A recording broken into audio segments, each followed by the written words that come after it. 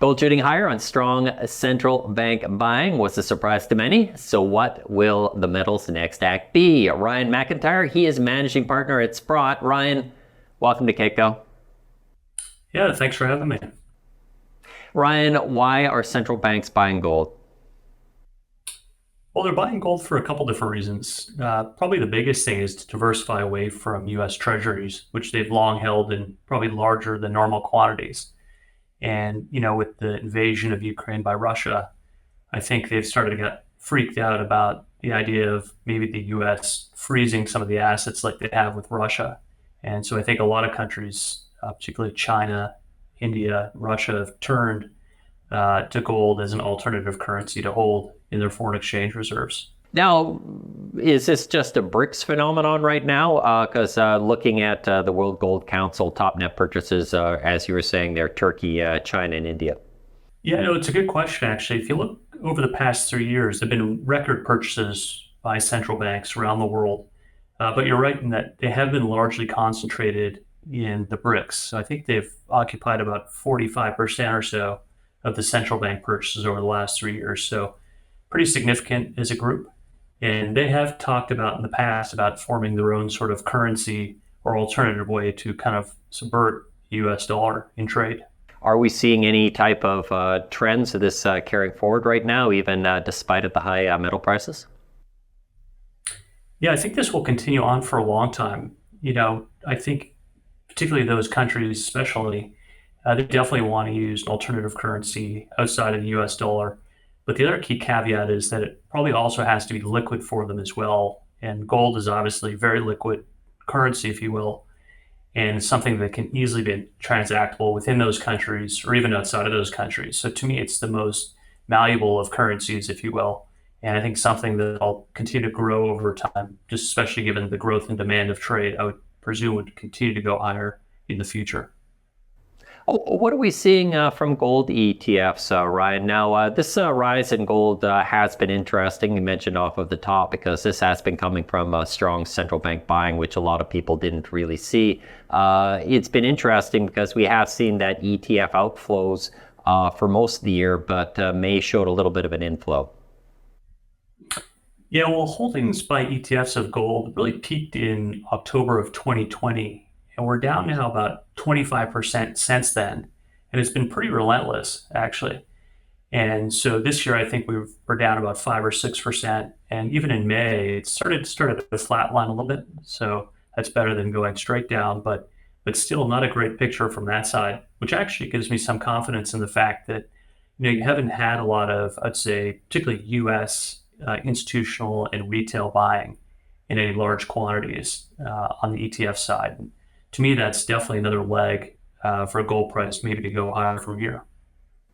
Yeah, that has been, it's been a strange market, Ryan, just because we have seen these high metal prices, but we're not seeing the attraction of the ETFs. And then obviously also what's been happening with the GDX has been up, but it's certainly been, it hasn't been GDX being the measure of gold miners, but it hasn't been up that much considering the strong metal prices that we've been seeing. So there just doesn't seem to be a really follow-on from the strong central bank buying and that raising gold prices, right? Yeah, I mean, gold's up about 13% this year, and typically we'd expect sort of a 2-to-1 ratio in terms of the performance of gold mining stocks. So if gold were up 13%, we'd expect the miners to be up about 26% or so, plus or minus.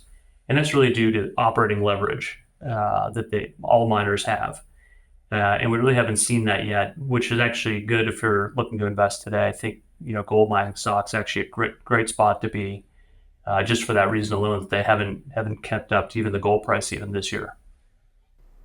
Let's turn to macro. What's the Fed's next moves this year, Ryan? Well, that's the million-dollar question, and I don't think anyone knows, and I'm in that boat as well. But to me, it's, again, I think rates are very important here.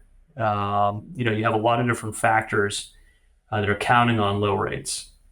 Two main ones, I mean, you've got, particularly real estate being one of the big ones, where you've got a lot of commercial real estate underwater waiting for lower rates. And then the other aspect is, if you look at a lot of the technology stocks, those are all valued basically based on future profits to come well into the future. So they're anticipating a lot of growth in the future.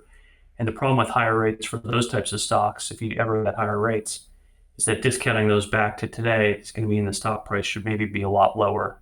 And so there's two big things I'm looking out for, and which is to me why it's really important to focus on today, even though I don't know the direction at all. What's the likelihood the U.S. economy achieves a soft landing? I would bet against it. The odds in the past have shown that it's very difficult to do. And so if you were betting on it, you'd be betting against the odds effectively. And so that's the one great thing about gold. You really don't have to worry about what rates do kind of in the medium and long term, nor do you have to worry about what anyone does, kind of quarter to quarter. Gold is something to me that you own, forever. We recommend about a 10% ownership position in physical gold and more of a strategic allocation rather than anything else we'd be moving in and out of, kind of month to month. Now, in another interview, you said that, and just to follow on what you're talking about, is that people are buying gold due to sovereign risk. That's worries about debt. Do we see any signs, though, that gold buyers are making that type of linkage? And also, hasn't Bitcoin kind of ran away with this thesis, especially for the younger crowd? I think some people are making the linkage a little bit, but to me, it's very early days on that sovereign risk thesis. For starters, you have started to see people talk about, particularly in the United States, the debt levels and deficit numbers that we're putting out today. So if you look at the debt held by public today in the United States, we're at 99% of GDP, which is actually only 7 percentage points off its all-time high coming off the back of World War II in 1946. So, we're very high on the absolute debt level relative to GDP. But more importantly and interestingly, on a deficit level, we're nearing 7% deficit this year. And if you look at the CBO's projections going forward, that only gets worse. And to me, the real negative thing is the interest alone, the net interest payments as a percentage of GDP, that's actually going to eclipse our nominal GDP growth rate.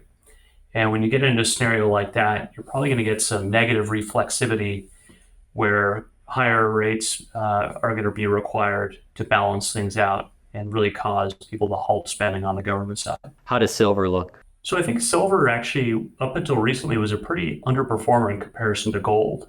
And now it's caught right up with it in terms of what we'd expect. But it still could have a long way to go if you look at, the gold to silver ratio, which has historically been around 60 times. If you looked at that metric, you could say silver could add another $10 an ounce to the $29 an ounce price today. So I think that in and of itself, to me, it's probably a little bit more of a bargain. And the other aspect of it, given it has the monetary attribute, it also has the industrial attribute as well. And with, demand for solar growing, silver is a big component of that. You could see demand really pushing silver prices higher, particularly since it's running a pretty big deficit compared to its supply.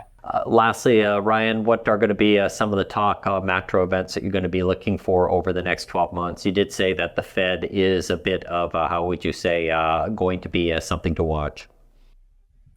The Fed for sure, but we also have elections here in the United States. And I think, honestly, both either Biden or Trump will be positive for gold or precious metals for that matter. And so I think that's one of the great things about the investment is that both will be positive. Biden probably a little more negative, I would say, between the two from a profit perspective in terms of corporates, in terms of investing. But for gold, those should be good. Ryan, thank you very much for your time. Thank you. My name is Michael McRae. You're watching Kitco Mining.